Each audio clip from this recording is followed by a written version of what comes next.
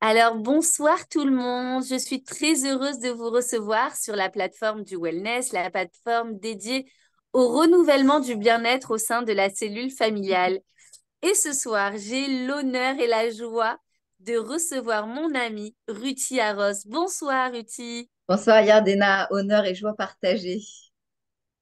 Alors Ruthi, tu es psychologue holistique, tu es coach, tu es consultante en transition de carrière, tu es experte en psychologie positive et neurosciences, tu es l'auteur de Rêver, cette méthode de reprogrammation neurosensorie émotionnelle dédiée à la préparation mentale, spécialisée en bilan de compétences, coaching professionnel et scolaire, psycho-oncologie et burn-out. Et ce soir, Ruthi, tu vas nous parler comment recharger son énergie et booster les capacités de son esprit pour passer d'une vie subie à une vie choisie et épanouie, sans compromis, grâce à ta méthode que tu as créée, la méthode rêvée. La méthode rêvée. C'est vrai que on se dit souvent, mais qu'est-ce que je rêve d'atteindre cet objectif? Qu'est-ce que je rêve d'avoir plus confiance? Qu'est-ce que je rêve d'être plus détaché de telle ou telle situation? Et pour la petite anecdote, en fait, petite, moi, on me reprochait beaucoup de rêver en classe. Alors, en réalité, j'avais une imagination débordante et je pense que comme de nombreux enfants qui n'ont pas forcément été dépistés à cette époque, eh ben, je devais être hypersensible et puis avoir besoin de canaliser mon attention différemment, puisqu'on le sait, aujourd'hui, on a tous des aptitudes qui nous sont propres et ben, des fois, on ne rentre pas forcément dans le moule, mais ça ne veut pas forcément dire que on n'a pas nos dons, nos talents, notre richesse. Et, et donc, tout ce parcours où finalement, comme beaucoup de personnes, eh bien, les difficultés rencontrées, les challenges, les obstacles surmontés, eh bien, font que quand on est confronté à des difficultés, à un moment donné, il arrive souvent que, eh bien, on devienne quelque part l'initiateur d'outils, de méthodes, de solutions qui vont aider d'autres personnes comme on aurait aimé être aidé. Et j'ai démarré mon activité de psychologue en 2001 maintenant. Et j'ai toujours adoré observer le comportement, les changements, les variations d'énergie, d'humeur. Et en fait, en séquençant, en calibrant le comportement des personnes que je rencontrais, en observant leur transformation d'une situation, entre guillemets, qu'elles subissaient en transformation où elles réussissaient à atteindre des désirs et des objectifs, bien, je me suis rendu compte qu'il y avait différentes étapes qui revenaient systématiquement et qui contribuaient à leur permettre bien, de reprendre les commandes de leur GPS, de leur moteur de recherche, de leur satellite. Donc, ça fait souvent sourire les personnes que j'accompagne quand je leur transmets cette méthode et quand on met en application les différentes étapes. Ils me disent, en fin de compte, Ruthi, tu nous fais penser à un moniteur d'auto-école, de cerveau-école, parce que tu t'installes à côté de nous, tu nous apprends à conduire. C'est vrai qu'on peut lire une multitude de livres en développement personnel, ce par quoi je suis passée moi-même. J'ai toujours été intéressée par ces sujets, fascinée par ces parcours de personnes qui partaient de rien et qui réussissaient à, à- à atteindre leurs rêves, ou de personnes qui avaient un handicap à l'origine et qui réussissaient à transmuter. J'aime bien la notion de transmutation qui est liée au concept de l'alchimie. Et donc, c'est vrai que en séquençant tout ça, je me suis aperçue que finalement, hein, on peut devenir un moniteur d'auto-école. Il suffit juste d'aider les personnes à pas appuyer un peu plus ou un peu moins sur certains leviers, mais d'apprendre à faire différemment. Et c'est avec grand plaisir qu'aujourd'hui, ben, on va pouvoir en parler ensemble et que ben, j'espère que cette méthode, elle permettra à de nombreuses personnes de se rendre compte qu'on a tous en nous ces outils qui sont pratico-pratiques. Maintenant, c'est vrai que j'ai toujours rêvé d'avoir une sorte de mode d'emploi et qui me permettrait dans des périodes de doute, d'incertitude, dans des moments où rapidement on a besoin de se ressourcer, de recharger nos batteries, d'interpréter la réalité différemment, parce que on a beau avoir conscience à certains moments que oui, on devrait se faire plus confiance, oui, on souffre d'un syndrome de l'imposteur, on a tout pour réussir, mais il y a quelque part cette petite voix qui peut nous faire dire, j'ai l'impression que j'y arrive pas, c'est plus fort que moi. Et en réalité, cette petite voix qui nous dit c'est plus fort que moi, c'est nos peurs.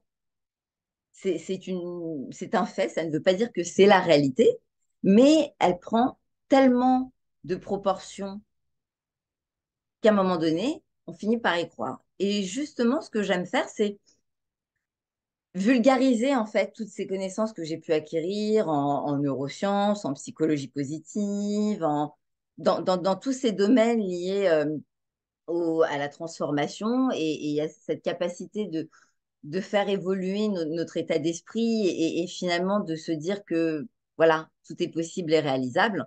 D'ailleurs, c'est le concept que j'ai créé, hémisphère du possible. Il y a tout juste, eh ben, pratiquement jour pour jour, 8 ans, où à cette période de ma vie où les choses, elles avaient un peu basculé et où, ben, comme certaines personnes, on peut avoir l'impression que cette traversée du désert, elle est indéfinie, que les choses, elles sont figées et que c'est plus facile pour les autres que pour soi. Eh bien, j'ai eu, on va dire, accès à des ressources intérieures qui m'ont amené eh ben, à développer ce fameux concept d'hémisphère du possible qui sommeille en chacun de nous, qui a juste besoin d'être activé.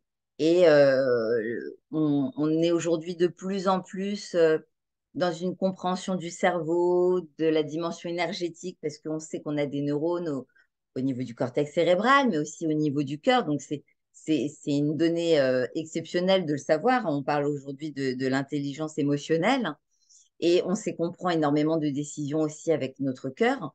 Et plus on va prendre des décisions avec notre cœur, donc ce qui nous fait envie, et plus on va s'éloigner de ces fausses décisions, ou plutôt indécisions qui sont liées à nos peurs, qui sont souvent le produit des biais cognitifs qui sont produits par, euh, par notre cerveau, qui a fait de son mieux. On peut le remercier parce que c'est grâce quelque part à cet état d'hypervigilance que l'espèce humaine a pu survivre siècle après siècle.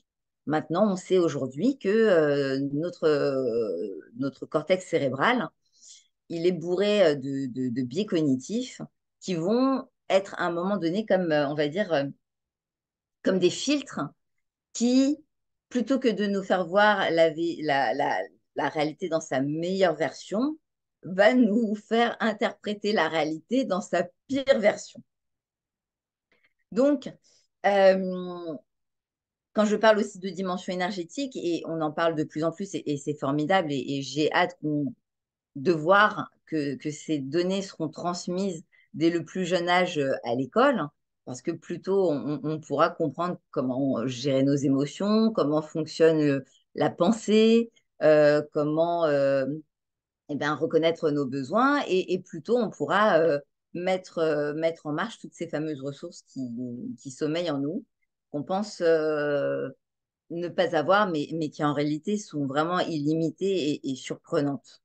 Donc voilà, je suis heureuse ce soir pour ce trajet, d'être ce moniteur d'auto-école qui va certainement contribuer à, à, à surligner, souligner des informations que certainement des personnes qui assistent à cette conférence ont pu lire dans des magazines, dans des livres ou dans d'autres conférences, avec cette valeur ajoutée de se dire qu'il y a un mode d'emploi du cerveau en 5 étapes et qui permet vraiment d'appliquer, eh ben, d'accéder à ces ressources pour pouvoir eh ben, rapidement changer d'état interne parce qu'on interprète la réalité avec nos émotions, mais que si on ne prend pas le temps finalement de se demander voilà, où on en est, eh ben, c'est comme si on était en pilote automatique et que, en fin de compte, on laissait le monde extérieur décider, commander à notre place. Et j'aime bien utiliser les images, les métaphores. Aujourd'hui, on assiste à quelque chose de surprenant, qui peut être aussi fascinant qu'affolant en même temps. C'est que, je ne sais pas si tu l'as remarqué, Yardena, mais aujourd'hui, je vais par exemple avoir une conversation avec une amie dans un restaurant où je vais parler à quelqu'un au téléphone. Et alors même que j'ai rien demandé, il y a une multitude d'informations qu'on a pu échanger qui sont captées. On va recevoir des mails en lien avec ce sujet, on va recevoir des textos, des messages. Et donc, du coup, on ne va pas se rendre compte parce que ça va influencer inconsciemment notre façon de penser.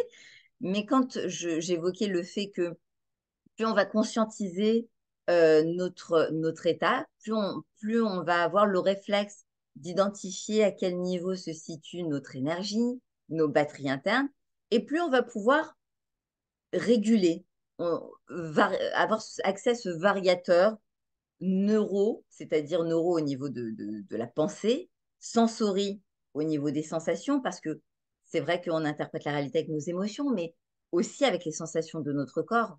Quand j'accompagne des personnes et qu'on va travailler sur un projet qui les fait vibrer, je vais m'assurer qu'au niveau de la clarté mentale, c'est un sujet voilà, qui leur donne envie d'avancer, de se projeter, qui les aide à avoir plus loin, qu'émotionnellement, elles vont se sentir inspirées, motivées, mais aussi au niveau énergétique, au niveau de nos sens, parce que des fois, on peut avoir aussi cette boule au ventre, une sensation d'oppressement au niveau de la poitrine, et ça nous donne aussi beaucoup d'informations et c'est aussi une donnée aujourd'hui que j'accompagne énormément dans mes séances parce que quand on vit des événements, qu'ils soient heureux ou plus douloureux, eh bien, nos neurones, donc les neurones au niveau de notre cortex, les neurones au niveau du cœur et au niveau du corps, retiennent aussi cette information. Il y a une mémoire au niveau du corps.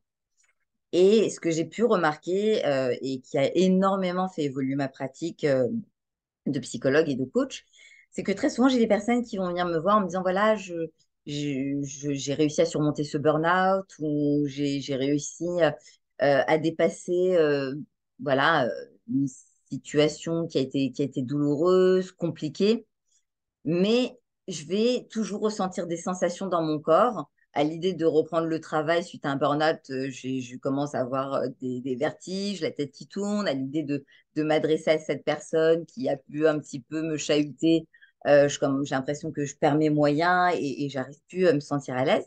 Et donc, la méthode rêvée dont je vais vous décrire les différentes étapes, elle a aussi pour vocation de permettre d'accompagner notre transformation d'un état, entre guillemets, subi à un état choisi. C'est-à-dire que on va vraiment passer en revue, comme un scanner, les différents états qu'on peut ressentir émotionnellement, intellectuellement, mentalement et physiquement. Et cet accompagnement, accompagner nos émotions, nos pensées et nos sensations, et le fait de les nommer, ça va déposséder quelque part de leur pouvoir, celles qui sont, entre guillemets, alors, j'aime pas dire négatives parce que en réalité, c'est un fait, c'est une donnée, c'est une information qui vient à notre conscience, mais c'est plutôt dérangeant, on va dire, dérangeant ou déstabilisant que négatif. Et c'est vrai qu'à partir de ce moment-là, eh bien, quand on a la possibilité de mettre à jour l'état dans lequel on a envie d'être, automatiquement, on peut accéder à nos ressources plus facilement. Est-ce que tout te semble clair jusque-là? Très bien. De toute Magnifique. façon, ce qu'on s'était dit, c'est qu'il y aura un espace avec des questions. Donc, prenez des notes pour relire plus tard. Yardena aussi donnera accès au replay qui permettra aussi de passer en revue parce que je sais que j'aime bien partager de l'information et qu'à certains moments, elle peut être dense. J'ai vraiment conscience de cet aspect. Et puis, Si vous avez des questions, n'hésitez pas à les garder de côté. À la fin, on se réservera un espace-temps pour pouvoir y répondre.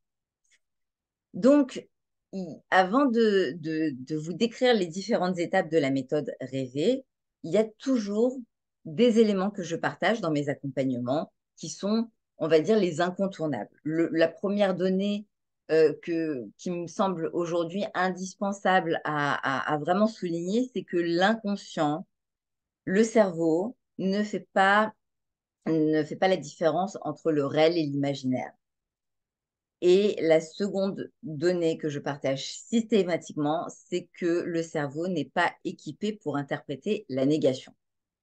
Alors, c'est une chose de le savoir, c'est une autre chose de l'appliquer, parce qu'on est tellement conditionné depuis le plus jeune âge à s'entendre dire ne cours pas, n'aie pas peur, ne stresse pas, n'oublie pas, que c'est devenu un automatisme de s'exprimer ainsi, en tout cas pour soi et dans les situations réelles. Maintenant, je dis systématiquement aux personnes qui pensent que en exprimant les choses avec cette dimension négative, elles vont obtenir ce qu'elles désirent, que si elles étaient au restaurant et qu'elles disaient au serveur, je ne veux pas de viande, je ne veux pas de poisson, je ne veux pas de légumes, bah, le serveur, il passe et puis il dit, bah, je reviendrai quand vous saurez ce que vous voulez. Mais une autre image que j'aime bien partager aux personnes pour que cette représentation elle ait plus de sens, c'est que je leur dis, écoutez, on va se mettre maintenant tout de suite sur un moteur de recherche. Et quand on démarre la séance de coaching, je vais noter leurs demandes. Donc très souvent, voilà, je veux arrêter de stresser, j'ai plus envie de me laisser envahir par telle pensée. Je veux éviter de. Alors, dit d'accord, on va noter sur le moteur de recherche, je ne veux plus être stressé. Et à partir de ce moment-là, regardez les images qui ressortent. Et on va voir des images de personnes qui ont le visage éteint, fermé, qui ont l'air lointaines, contrariées. Et maintenant, vous allez écrire, je veux être sereine et détendue. Et à ce moment-là, ben, elles vont se rendre compte que les images qui vont ressortir, ce sont des images, des représentations de personnes qui sont plus souriantes, plus relaxées. On voit des postures de personnes en train de méditer, l'air heureuse. Et c'est une image qui fonctionne énormément avec les enfants, donc à plus forte raison avec les grands. Je sais que quand je vais accompagner des enfants en coaching scolaire et que ils vont continuer encore à exprimer ce qu'ils ne veulent pas, eh bien, je vais leur dire, moi, je te comprends, mais temps mort, je veux absolument que tu reformules ce que tu viens de me dire. D'accord. Je veux réussir à pas être stressée. D'accord. Donc, il reste encore le mot stressé. Alors, par quoi tu peux le remplacer? Et donc, ils vont se mettre à chercher finalement le mot qu'on va trouver. Ça va être soit détendu, serein, calme, confiant, apaisé. Ah, apaisé. Et on va voir au niveau de leur visage, au niveau du langage du corps, que ce mot-là, il a vraiment une résonance intérieure. Parce qu'au niveau du visage, ça va leur parler. Au niveau du corps, on va voir que ils sont plus détendus. Et donc, à ce moment-là, eh bien, je vais leur dire, alors maintenant, on va reprendre les deux versions. Voilà. Quelle version tu préfères? Je veux pas être stressée ou je veux être plus apaisée et détendue? Ah ben, la deuxième. Et je refais souvent cet exercice. Donc, pourquoi je dis ça? J'insiste parce que on a beau savoir ces choses-là, dans mes accompagnements, j'ai pu observer qu'il faut un minimum de, on va dire, de 5 séances pour qu'à un moment donné, la personne, elle commence à me dire, je, j'ai envie de, et qu'elles réussissent à reprogrammer leur mental. Pourquoi? Parce qu'elles continuent encore à être dans des environnements ou autour d'elles. Elles vont naturellement entendre la négation se, eh ben, se formuler dans les expressions autour d'elles. Quand je dis précédemment que le cerveau ne fait pas la différence entre le réel et l'imaginaire, Alors, c'est vrai que je suis tentée de donner le fameux exemple où on va dire ne pensez pas à un chat noir avec un nez rouge et un chapeau, parce que systématiquement, on le visualise. Mais c'est vrai qu'il y a certaines situations qu'on va nous raconter, et rien que le fait de les entendre, une fois qu'on a fini cette conversation, on va ressentir des émotions, des sensations, alors qu'on n'a pas vécu directement cette situation, sauf que inconsciemment, le cerveau a visualisé dans son écran interne la scène et que le fait de se mettre à la place d'eux ou de visualiser, ça va aussi modifier notre biochimie, la biochimie de notre sang. On sait que les mots qu'on utilise, qu'on emploie, vont avoir un impact sur notre état interne. Il suffit d'ailleurs d'entendre par exemple le prénom d'une personne qu'on aime énormément. On va ressentir des battements dans le cœur, comme si on avait des ailes dans le dos, on se sent heureux, joyeux. Mais à l'inverse, on peut entendre le prénom d'une personne voilà, qui a tendance à nous irriter ou qui nous a fait vivre des situations ou des souvenirs pas très agréables et ressentir aussi ces tensions, ces sensations, ces états qui sont dérangeants. Je donne systématiquement ces exemples pour démontrer que, à certains moments, sans qu'on s'en rende compte, notre état interne peut évoluer. On peut se retrouver d'un état à l'autre très rapidement, d'un état joyeux à un état de stress ou d'anxiété, et sans s'en rendre compte, ça va impacter notre énergie, notre motivation, notre optimisme, notre joie de vivre, notre élan. Et c'est ce qui fait que, eh bien, je vais rencontrer, accompagner des personnes qui sont soumises à des variations émotionnelles, ont à un moment donné des désirs et des projets, et que, hop, d'un instant à l'autre ou d'un jour à l'autre, l'énergie, elle peut retomber.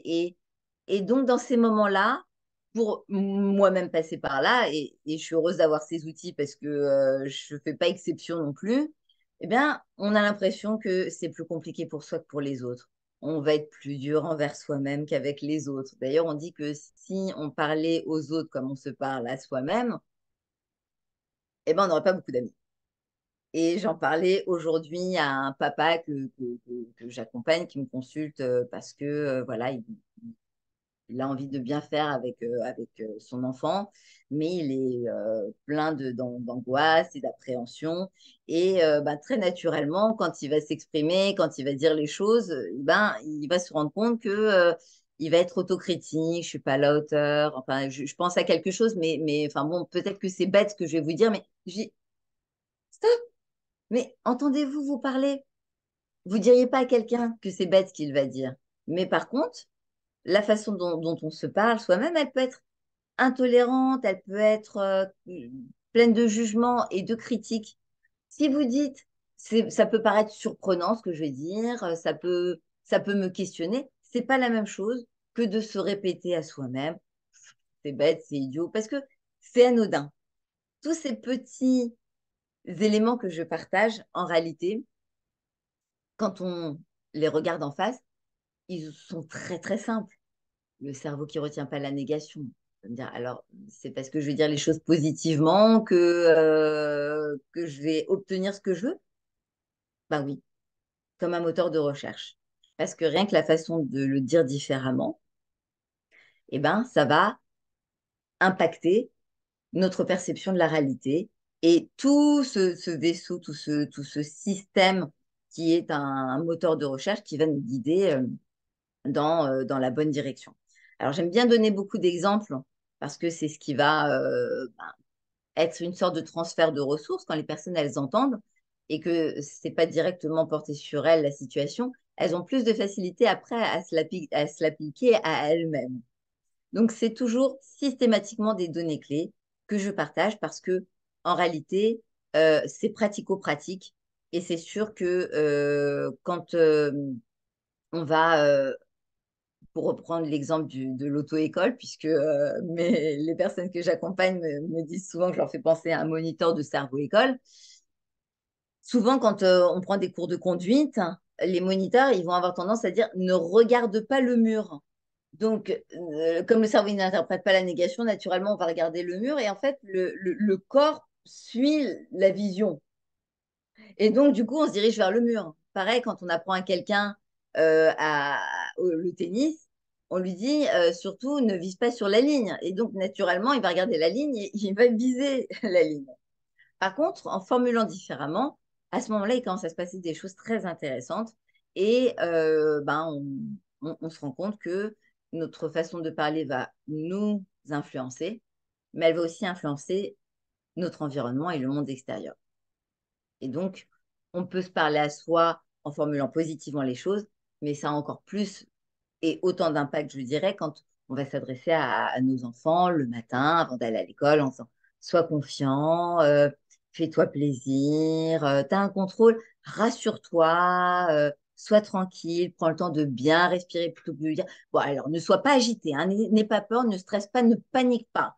Parce que alors là, c'est sûr que on va commencer à visualiser des choses, ça n'apparaît pas, mais ça fonctionne très bien. D'ailleurs, le premier jour d'école, une des mamans qui devait être certainement dans une bonne intention et bienveillante s'est adressée à ma fille en lui disant, ça va, t'es pas trop stressée pour cette année, t'as pas trop peur?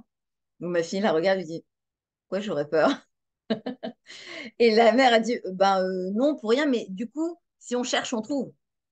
Du coup, la personne elle va naturellement se dire, tiens, pourquoi je pourrais avoir peur? Donc, ça va attirer notre attention sur des choses dont on n'a absolument pas besoin. Voilà pour quelques éléments d'introduction à la méthode rêvée. Et avant de rentrer complètement dans les 5 étapes, je regarde l'heure qui tourne quand même parce que c'est essentiel de respecter ce timing. Euh, Dire, souligner, rappeler que notre cerveau, il a quand même inspiré les plus grands ingénieurs du monde qui ont créé les GPS, les satellites, les ordinateurs et les moteurs de recherche. Et que si aujourd'hui on met dans un moteur de recherche comment éviter de rater son gâteau, on va voir que des photos de gâteaux ratés. Comment éviter d'eux. Donc, nous, en utilisant notre système exactement comme on utiliserait un moteur de recherche, on va être guidé d'une façon surprenante. On sait aujourd'hui que nous avons un GPS interne qui s'appelle le SRA, système réticulé activateur, et qui va filtrer les informations qui sont les plus importantes pour la survie de l'espèce. D'un côté, les peurs, et d'un côté, les sources de plaisir. Alors, les peurs, parce que c'est ce qui a permis à l'espèce de perdurer génération après génération, c'est-à-dire que fut un temps, l'espérance de vie, elle était quand même assez limitée. On pouvait être malnutri, on pouvait ne pas avoir accès à des soins. Aujourd'hui, c'est différent, mais le cerveau, il est resté encore avec cet état un petit peu d'alerte, d'hypervigilance. Et donc, les peurs, elles vont être catégorisées aussi ben, par rapport au passé, c'est-à-dire la culpabilité, les regrets, euh, les traumatismes, mais aussi il peut y avoir la peur de l'avenir, l'inconnu, qui vont faire que notre attention, elle va être portée dessus. C'est quelque chose qui se fait de façon un petit peu instantanée. La bonne nouvelle, c'est que c'est à nous de réguler. Alors, ça peut être une bonne et une mauvaise nouvelle parce qu'on aimerait se dire que ce qu'on pense, c'est la réalité et que notre cerveau, ben, il fait tout bien pour nous. Sur certains aspects, oui. Sur d'autres, c'est à nous de l'orienter dans la bonne direction. C'est bien d'avoir certaines, comment dirais-je, une certaine vigilance parce que c'est ce qui nous permet d'être attentif quand on traverse la rue, d'être vigilant quand on se lance dans un projet et sécuriser le périmètre. Mais en même temps, on peut avoir tendance, et je l'observe dans mes accompagnements, à être dans cet automatisme de se dire quand on pense à quelque chose qui nous fait envie, qui nous fait vibrer, ah, et si ça se passait mal, et si ça marchait pas, et si j'étais pas à la hauteur, et de rentrer dans une multitude d'excellentes mauvaises raisons qui nous empêchent de passer à l'action et d'écouter nos aspirations et qui va, on va dire, plomber notre motivation. Ensuite, la pour la partie plaisir, parce que c'est aussi la pulsion de vie, le plaisir qui conditionne la survie de l'espèce, hein, c'est ce qui nous donne aussi envie d'avancer dans la vie, eh bien, c'est cette motivation, c'est ce qui donne du sens à notre vie, c'est ce qui la nourrit. Et plus on va porter d'attention dessus et plus on va nourrir en réalité cette pulsion qui a aussi besoin d'être alimentée. Donc, je parle d'alimentation parce que à l'école, on va parler d'hygiène corporelle, on va parler de nutrition, on va parler euh, du fait que quand on a soif, il faut s'hydrater, quand on a faim, on mange. Eh ben, le mental, c'est pareil. Il a besoin d'être nettoyé parce que quotidiennement, il peut avoir des informations qui viennent et qui nous échappent, comme l'exemple du téléphone portable que je citais, où aujourd'hui, l'intelligence artificielle capte tellement d'informations, mais nous en captons aussi énormément. Et le mental, il a besoin d'être nourri, d'être orienté dans la bonne direction énormément parce que on sait aujourd'hui que les peurs prennent ont plus de poids sur la balance que les sources de plaisir. Je donne souvent l'exemple de voilà, quelqu'un qui va se faire piquer par une abeille ou qui va avoir une tape sur la main et ensuite une caresse. Au niveau cognitif, on va davantage se souvenir de la tape sur la main parce qu'à ce moment-là, au niveau cognitif, ça a mobilisé plus de sens qu'au niveau du plaisir. Maintenant, la bonne nouvelle, c'est que quand aujourd'hui, on va vivre un événement heureux, qu'on va être satisfait d'une situation, qu'on va se réjouir en particulier, on sait aujourd'hui que plus on va associer nos sens, stimuler nos sens dans cette direction, et plus ça va contribuer à renforcer cette mémoire sensorie au niveau de nos sens et émotionnel. Donc, c'est l'essence de la méthode rêvée dont j'ai parlé qui permet vraiment de mobiliser tous nos neurones pour leur donner la bonne information. Et donc, on sait que pour une mauvaise nouvelle, par exemple, il faut 5 bonnes nouvelles pour contrebalancer tout ça. D'où aujourd'hui l'avènement de la méditation, de la gratitude, qui sont reconnus scientifiquement comme ayant des vertus sur le bien-être, sur notre capacité à orienter notre attention dans la bonne direction et donc se nourrir intérieurement de bonnes sensations, de bonnes pensées, de bonnes émotions. C'est pas seulement la partie comment dirais-je, holistique, il y a aussi une partie biochimique, parce que quand on pense à des choses qui nous rendent heureuses, qui nous motivent, qui nous inspirent, on a pu le voir, c'est démontré avec la pratique de la méditation ou autre. On va placer une languette dans la bouche d'une personne et on va mesurer que par rapport au pH de sa langue, eh ben, le taux de cortisol, par exemple, il avait baissé et que elle avait une libération d'hormones de bien-être. Donc, autant en profiter, c'est accessible en illimité et à consommer sans modération. La méthode rêvée, dont je suis l'auteur, a vraiment pour objectif de permettre à chacun et chacune de faire une mise à jour de tout son équipement et de tout l'état de son équipement interne, parce que aujourd'hui, on pense que notre façon de percevoir la réalité, à certains moments, elle est juste, mais elle est énormément biaisée par des peurs, des appréhensions et des incertitudes. Et ça, c'est le fait de nos filtres. La première lettre, c'est le R de respirer. Des données en neurosciences, alors outre le fait que c'est une des choses quand même qui soient les plus vitales, hein, d'ailleurs le Covid nous l'a bien rappelé que c'était quand même quelque chose de très précieux, la respiration. Respirer, en fait, la fonction respiratoire, elle est inconsciemment connectée eh bien, à notre inconscient. C'est-à-dire, le siège de toutes nos ressources, mais qui peut être aussi le siège de tout ce qu'on n'a pas envie de confronter et qu'on éloigne de nous, mais qui ne fait que remonter à la surface, jamais au bon moment et au moment où on s'y attend le moins. Le fait de respirer, ça va nous permettre déjà, en conscientisant l'état de notre respiration, de voir dans quel état on est. On respire inconsciemment, on ne prend pas le temps d'identifier à quel moment, enfin, la prochaine bouffée d'oxygène qu'on va avoir pour survivre, et heureusement. Mais maintenant, c'est vrai que très souvent, je le vois dans mes accompagnements, je vais y avoir des personnes qui vont arriver, qui vont parler de leur situation, des difficultés rencontrées, des obstacles, et je vais leur dire, temps mort, arrêtez-vous et respirez. Et quand elles font ce mouvement, elles se rendent compte que, waouh, elles étaient prises dans un état de stress et d'angoisse et d'anxiété qui, en quelques secondes, va vraiment considérablement se réduire et on peut presque le mesurer. Et donc, je leur dis, là, on est juste en train d'utiliser le variateur de votre système nerveux central. Et le fait de conscientiser notre respiration nous permet en fait de reprendre le pouvoir sur notre état émotionnel. Quand je vais revenir sur ce que j'ai dit au tout début, où le cerveau ne fait pas la différence entre le réel et l'imaginaire.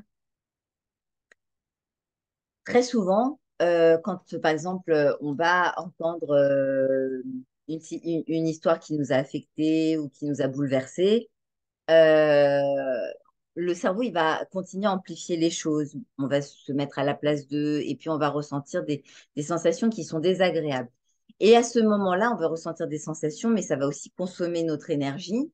Et donc, le cerveau, il va se mettre en état 2, ce qui fait que ça consomme encore plus notre énergie et ça peut être encore plus anxiogène.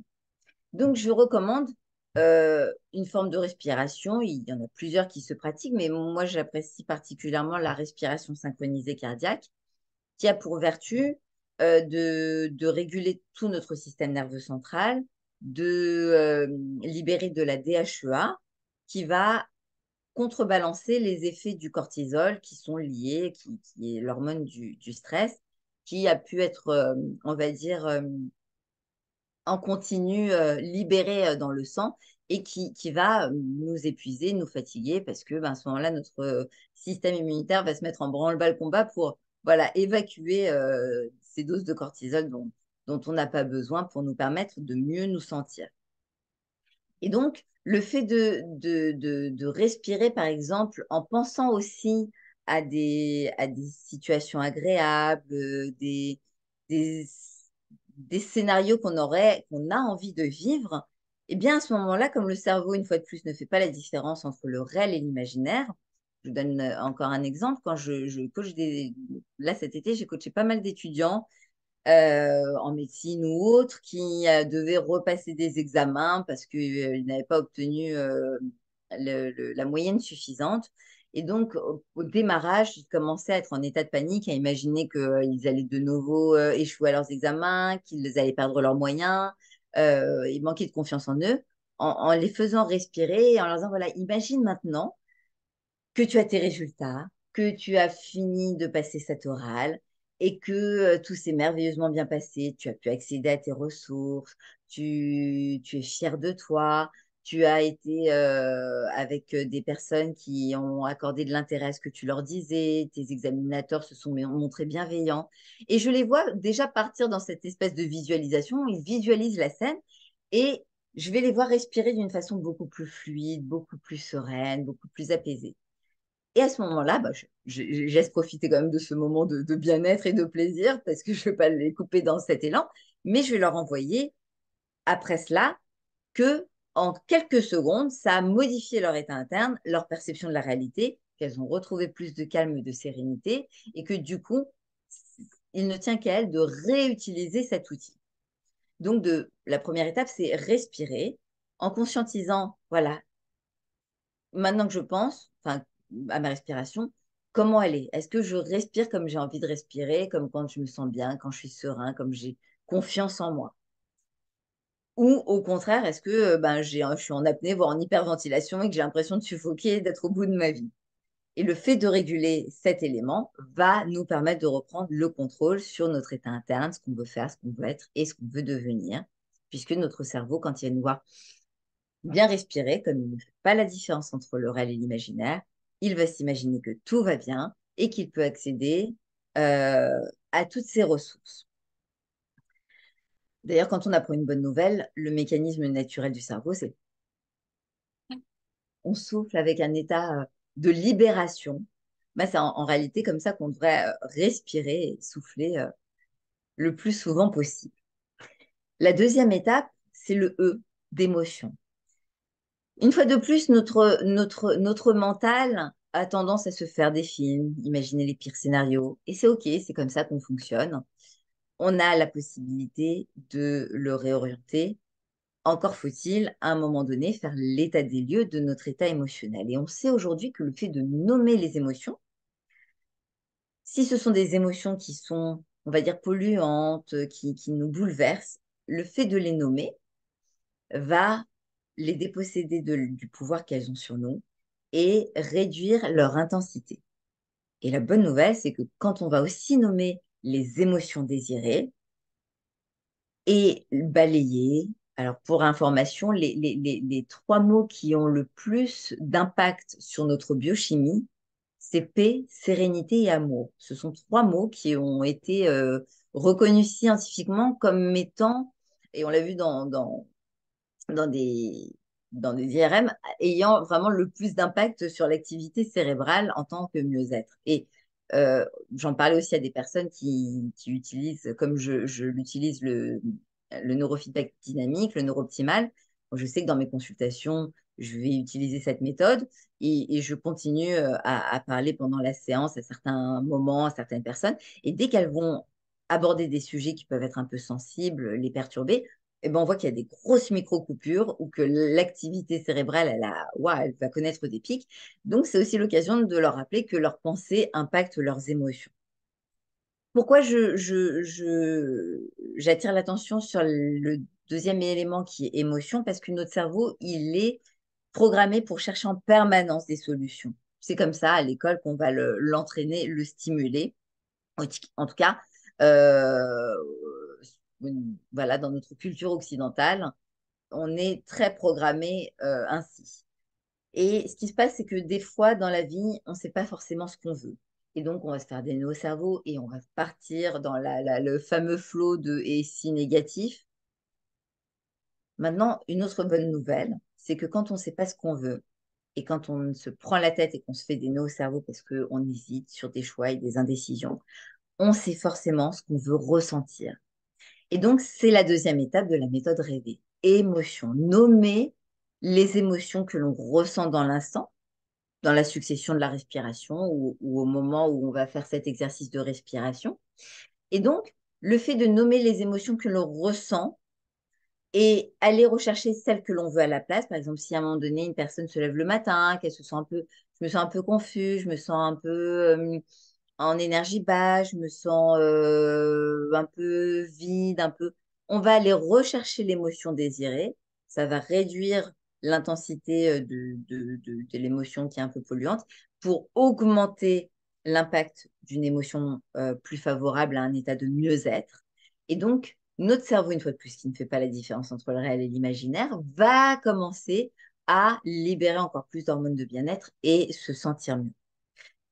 Il existe, et je le partage souvent dans mes stories, mes publications sur Instagram, sur Facebook et dans certaines vidéos que j'ai sur YouTube, toute une liste d'émotions qui est extrêmement riche. Et le fait de mettre le doigt sur une bonne émotion, ça, on va le sentir intérieurement. On le sent. D'ailleurs, quand on prend une décision, on dit que on le sent avant de le savoir. C'est notre intelligence émotionnelle et notre intelligence, on va dire, au niveau énergétique, au niveau de nos sens, qui va nous indiquer que, voilà, on est dans la bonne voie. Et d'où l'impact de cette méthode que je transmets aux personnes que j'accompagne, que je vous transmets aujourd'hui, c'est que ça va aussi avoir pour bénéfice d'augmenter cette intelligence émotionnelle dont on dispose tous mais qu'on n'a pas appris à écouter, cette fameuse intuition, cette fameuse voix intérieure qu'on entend et à certains moments qu'on se reproche de ne pas avoir écouté. Je le sentais, mais je ne me suis pas écoutée. Je le savais, mais j'ai pas osé. Je vous garantis que plus vous allez donner de pouvoir à l'état émotionnel que vous allez ressentir, plus cet état-là sera en capacité de vous orienter dans la bonne direction. La troisième étape le V de rêver, c'est visualisation et voyage sensoriel. On dit retrouver goût à la vie, on dit se sentir bien.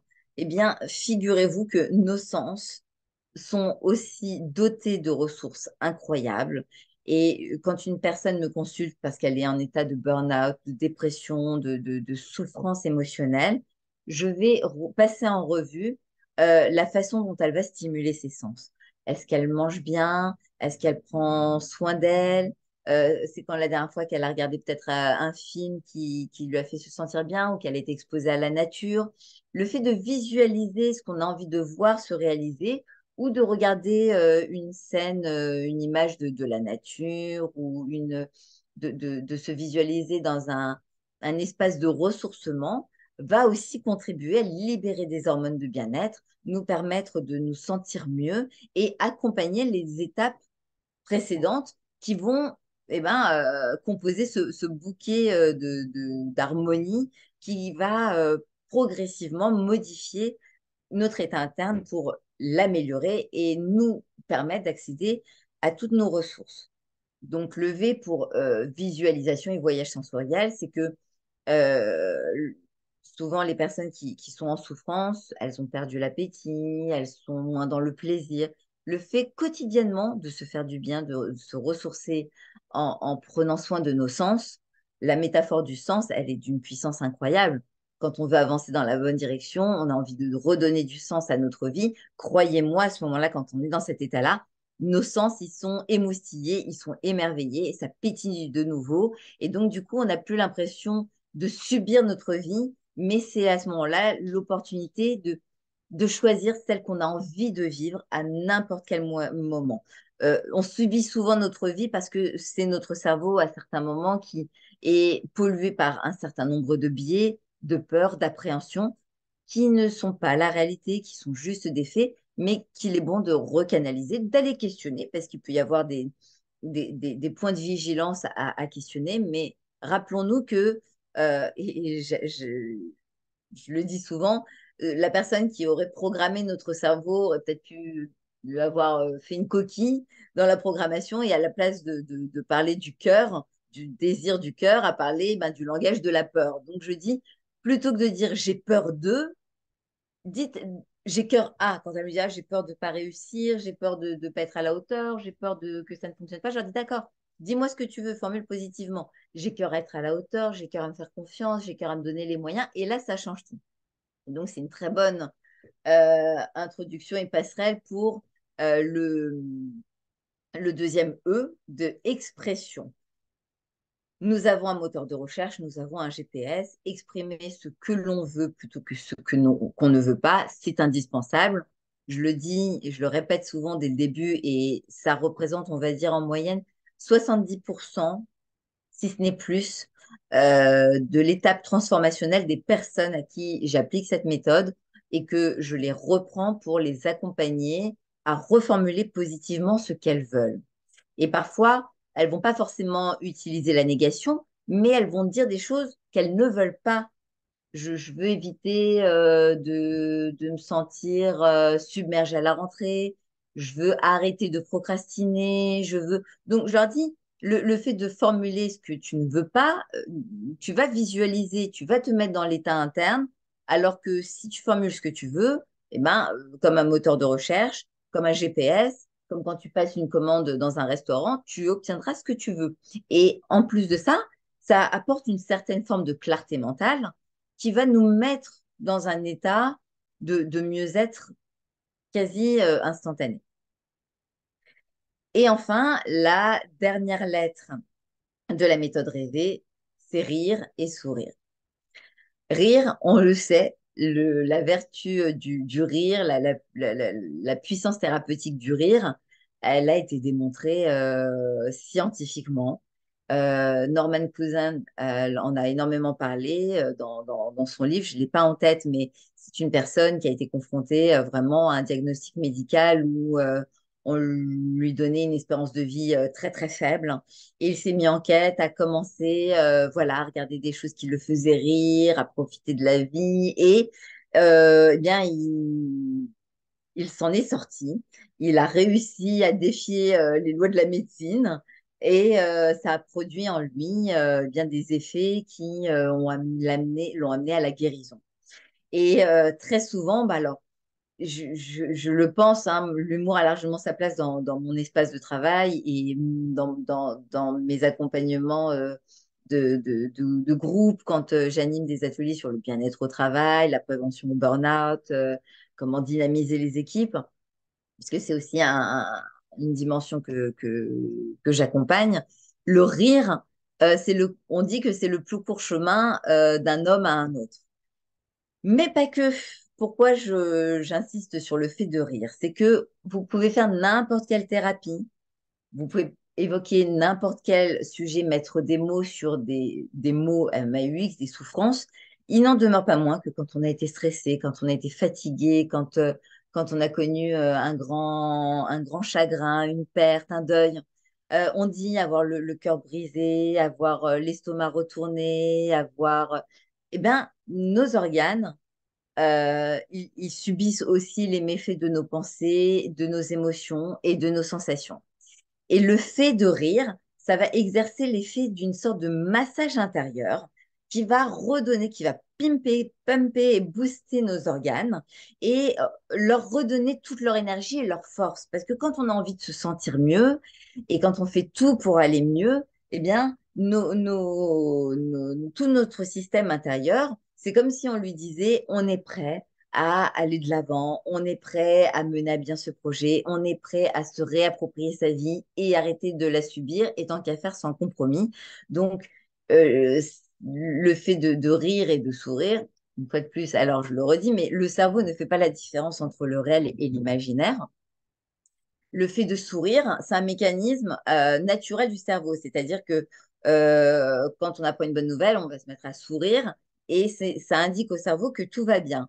Et quand, eh bien, on va se mettre, d'ailleurs, aux États-Unis, il y a beaucoup de thérapies aux États-Unis, au Canada, où dans leur morning routine, il va y avoir des affirmations positives, ils vont se regarder dans le miroir, ils vont se mettre à sourire. Il y a la thérapie du rire aujourd'hui qui est en train de rentrer dans le monde de l'entreprise, du soin. Et on le voit, hein, moi, je me lâche en consultation, je vais me mettre à rire avec les personnes, on va simuler un fou rire et croyez-moi, au bout de quelques secondes, bon, en se regardant dans les yeux, on finit par ne plus pouvoir s'arrêter. Et je leur dis, voilà, comment vous vous sentez maintenant? Mieux, détendu. Est-ce que vous avez toujours cette pensée obsédante, cette rumination, cette pensée critique? Absolument pas. Ça a libéré un état de mieux-être, ça a libéré des pensées positives, ça a court-circuité ce fameux hamster qui tourne en boucle à l'intérieur, il ne sait même plus où il en est, mais il est au bout de sa vie. Et donc, vraiment, cette méthode rêvée, euh, c'est un rendez-vous avec soi plusieurs fois par jour, au même titre que on va boire. D'ailleurs, voilà, une petite parenthèse de boire, c'est indispensable quand j'ai des personnes qui arrivent, qui sont fatiguées, qui ont du mal à se concentrer, quand je coach des étudiants pour leurs examens ou autres, je leur dis, pensez à boire, à vous hydrater. Le cerveau consomme plus de 80% d'eau. Et quand il est déshydraté, il se réduit. Alors, ça veut pas dire qu'on perd en intelligence, mais ça veut dire que ça lui demande beaucoup plus d'efforts pour se concentrer, pour réfléchir, pour penser. Et quand il est fatigué, eh ben, il a tendance à mettre ses lunettes qui filtrent la réalité dans sa pire version.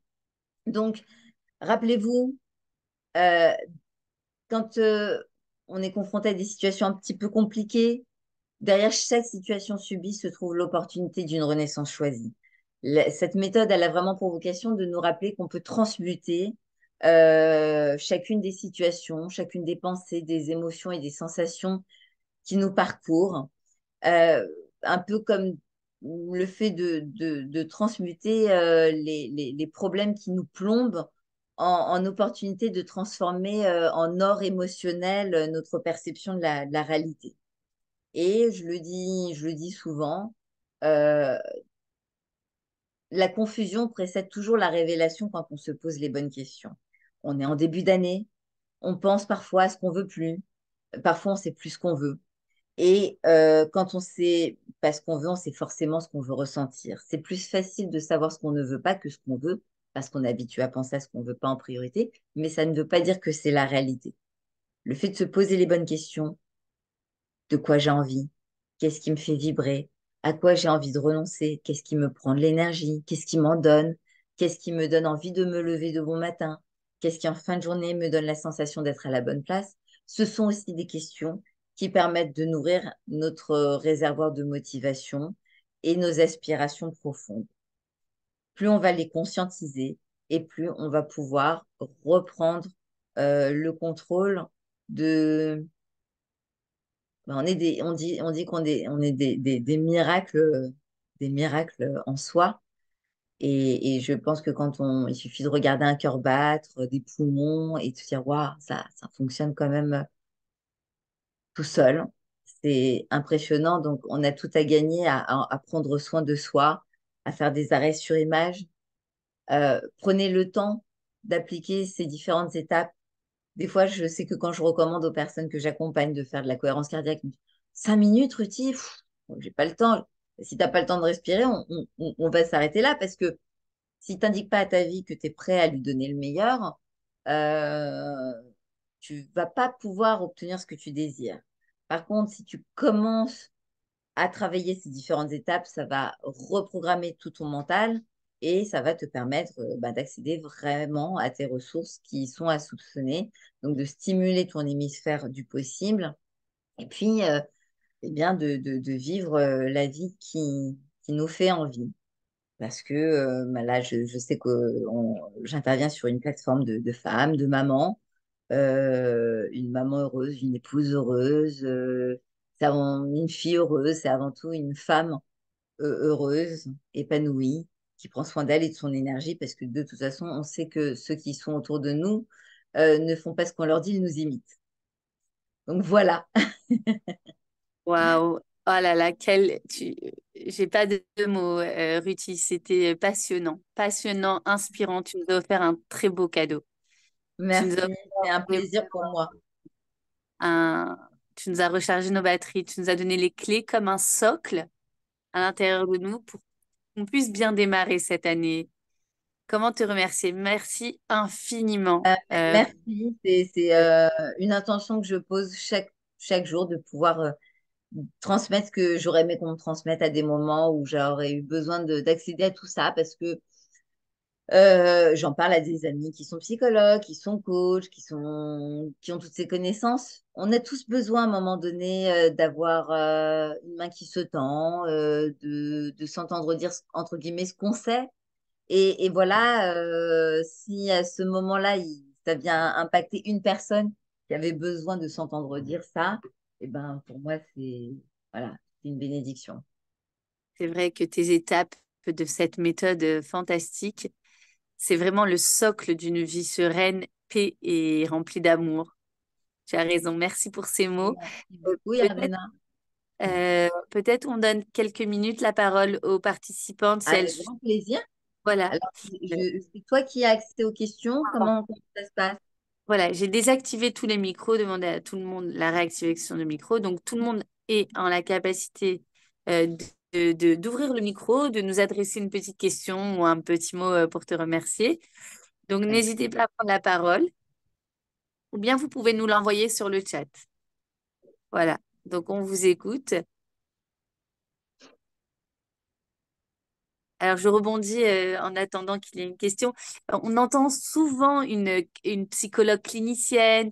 Toi, tu es psychologue holistique. Est-ce que tu peux nous expliquer ce terme qui est assez rare? Alors, en fait, en fin de compte, une psychologue holistique, c'est une approche qui a pour objectif, en réalité, de prendre en considération l'individu, la personne, dans toutes ses dimensions. quelle qu'elle soit. D'accord. C'est-à-dire que je ne vais pas m'intéresser qu'à l'aspect mental, émotionnel. Je vais aussi prendre en considération voilà, l'aspect nutritionnel. Alors, je ne suis pas nutritionniste, mais c'est vrai que je vais poser des questions par rapport à l'alimentation d'une personne, l'orienter chez un nutritionniste, lui donner quand même quelques éléments par rapport à la brain food, parce qu'on sait qu'il y a certains éléments qui boostent l'activité mentale, qui augmentent notre état de bien-être et qui, en situation de carence, peuvent aussi impacter notre perception de la réalité. Mais voilà, je pense que on a tous différentes pièces de puzzle qui nous constituent. Et qu'est-ce qui nous ressource, qu'est-ce qui nous donne envie d'avancer, à quoi on se raccroche dans les moments qui sont difficiles.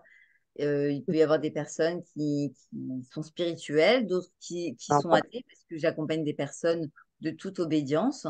Mais le fait de se questionner sur un ensemble de dimensions va amener la personne à orienter son attention sur des choses qui vont, à un moment donné, nourrir sa motivation et l'aider à mener à bien une vraie réflexion de vie. Rester Alors, passif. on me demande, est-ce qu'on peut, voilà, pour te suivre sur Facebook, Insta, ton émissaire du possible. Donc, c'est Ruthia Rosguinor. Alors, j'ai deux pages sur Ouais. Instagram. J'ai Ruthia Rose, qui est une page où je publie quotidiennement du contenu en lien avec les consultations que je réalise, les situations rencontrées, parce que je sais que souvent, ça va être une source d'inspiration pour les personnes qui vont les lire et qui vont se dire, tiens, ça me parle, ça me touche, je me retrouve dans cette situation. Des outils pratico-pratiques. J'ai l'autre page Hémisphère du possible qui est 100% dédiée aux neurosciences, qui est un petit reminder quotidien de toutes les ressources dont on dispose. Et puis sur Facebook, j'ai Ruthia Rose et aussi Hémisphère du possible, ainsi que YouTube. Donc, ah, c'est souvent du contenu qui va être un peu différent sur LinkedIn aussi. C'est du contenu qui va être différent et complémentaire parce que j'aime bien varier les plaisirs. Et puis que je suis très créative, donc d'un média à l'autre, je vais avoir envie d'échanger des contenus différents. Magnifique. Merci beaucoup, Ruthie. Avec Voilà, il y a quelqu'un qui voulait poser une question. Allez-y. Juste une question. Quand on est, normalement, on essaye d'être tout le temps dans le positif, mais quand à un moment donné, on arrive plus, enfin, on est complètement dans le négatif. Et pour repartir dans le positif, est-ce que le négatif qu'on a eu peut en un instant changer ou est-ce que ce qu'on avait prévu, par exemple, ou à un moment donné, on a tout négatif, est-ce que si à un moment donné, on n'a que du positif, tout ce qu'on avait envisagé à un moment donné en négatif peut se transformer en positif et changer finalement ce qu'on avait à un moment donné perçu? Et donc, Alors, repartir sur carrément autre chose ou est-ce qu'on est obligé d'assumer ce négatif qu'on a eu à un moment donné et qui effectivement arrive à un moment donné ou pas? C'est une question. Et à alors, ce moment-là, repartir sur d'autres choses complètement positives et donc refaire complètement autre chose de sa vie et enlever le négatif. je dis souvent que on interprète la réalité avec nos émotions. Vous vous appelez comment? C'est quoi? Khaya Mazal. Raya Mazal. Alors, c'est une bonne question qui revient d'ailleurs souvent dans mes accompagnements. Ce que je dis souvent, c'est que c'est pas négatif ou positif, bon ou mauvais, parce que ça peut être aussi des fois culpabilisant d'avoir des pensées qui nous polluent, qui nous bouleversent. Et je le dis et répète souvent à des personnes qui souffrent de dépression, qui ont à un moment donné le sentiment de ne pas réussir à voir la réalité avec optimisme et de leur dire, c'est OK, c'est à un moment donné, c'est juste votre biochimie qui a trop tiré sur la corde, ou vous avez trop pompé dans vos résistances. Et à ce moment-là, c'est comme si on avait un filtre et qu'on voyait les choses, mais de la pire version qu'elle soit. Excusez-moi, je vais prendre un peu d'eau.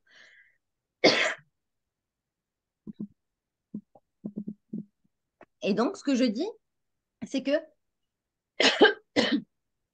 progressivement, le fait de s'entraîner, parce qu'en fin de compte, c'est un entraînement Ça va pas se faire, ça peut se faire instantané de changer d'état interne. Mais pour vous donner un exemple, une fois, j'espère que ça répondra à votre question, j'ai assisté à une scène dans la rue qui m'a vraiment bouleversée et qui a mobilisé mon attention toute la journée. J'étais très perturbée, j'ai commencé à ressentir du stress, de l'anxiété. J'ai utilisé la méthode rêvée, mais il a fallu que je le fasse tout au long de la journée parce que tout ce à quoi je pensais était connoté, coloré j'avais du mal à me projeter positivement. Donc, on a beau avoir conscience que on peut penser différemment. Il faut comprendre une chose, c'est que notre cerveau, il peut résister à aller mieux. On peut rester longtemps à ruminer sur quelque chose qui ne nous convient pas, une situation, un conflit qu'on a avec une personne, on va se repasser en boucle le conflit, mais non pas qu'on va se repasser en boucle le conflit, mais en plus de ça, on va imaginer des paroles, des scénarios qui vont encore plus alimenter ce feu intérieur et faire monter la Santa Maria.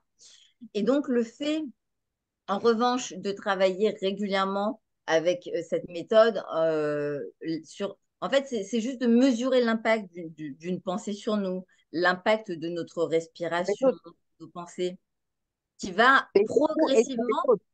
nous permettre de voir les choses différemment.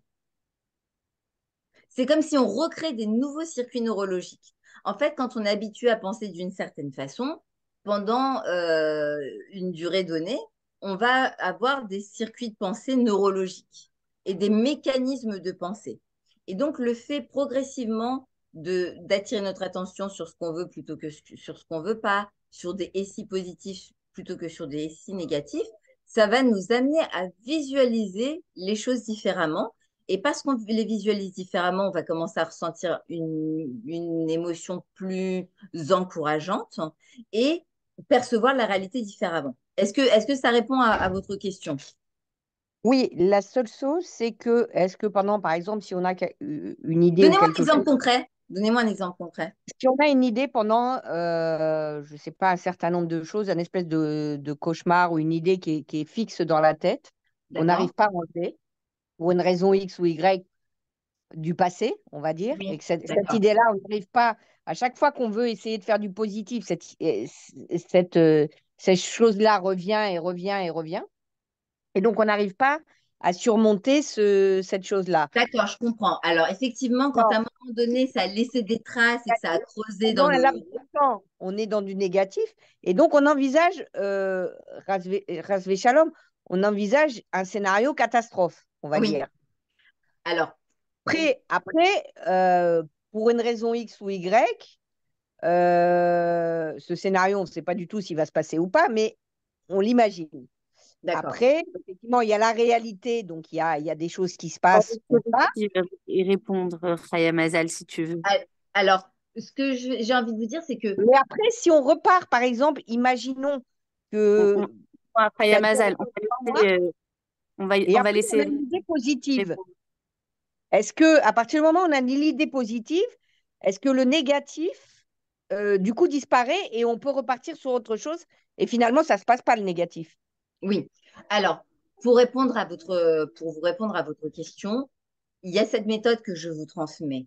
Maintenant, c'est un très bon complément à d'autres méthodes qui peuvent être accompagnées par un professionnel. Et là, je pense par exemple à une méthode que j'utilise et que Yardena aussi tu utilises, c'est l'EFT, Emotional Freedom Technique. C'est-à-dire qu'à certains moments, il peut y avoir ce qu'on appelle une fixation d'une situation, d'une peur, d'une appréhension qui va se rejouer en boucle et qui va créer des scénarios et nous empêcher de faire des choses. Donc, on ne va que reconfirmer une réalité qu'on ne veut pas, mais comme notre filtre, il est conditionné de cette façon, du coup, eh ben, on continue à emprunter le même trajet, obtenir les mêmes résultats et finalement confirmer une croyance limitante ou erronée.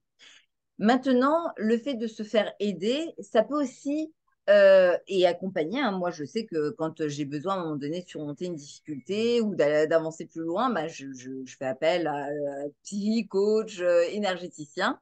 Et l'EFT, par exemple, l'Emotional Freedom Technique, c'est une méthode qui va aller encore plus loin dans notre réservoir émotionnel et surtout dans notre inconscient qui a pu cristalliser des informations qui tout seuls sont difficiles à extraire et à évacuer.